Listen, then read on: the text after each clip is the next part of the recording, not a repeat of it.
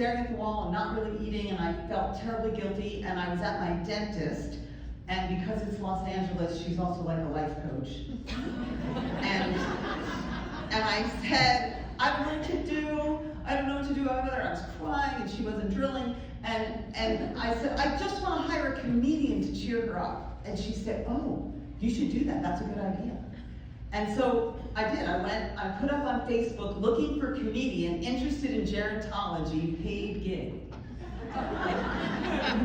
And my phone rang 5 minutes later, and it was a friend of mine in New York, and she said, I have someone for you. She's sitting on park benches in LA. She wants to work with seniors. And I was like, oh, that's fantastic.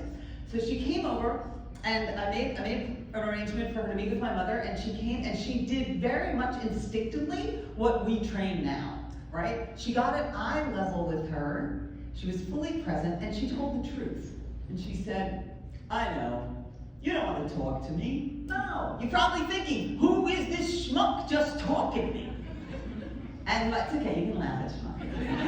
I asked if I have permission to say it in argument. Okay, she said, and then she started to laugh. My mother heard the word schmuck, and she started to laugh. And then she repeated it, schmuck, like she was getting away with something.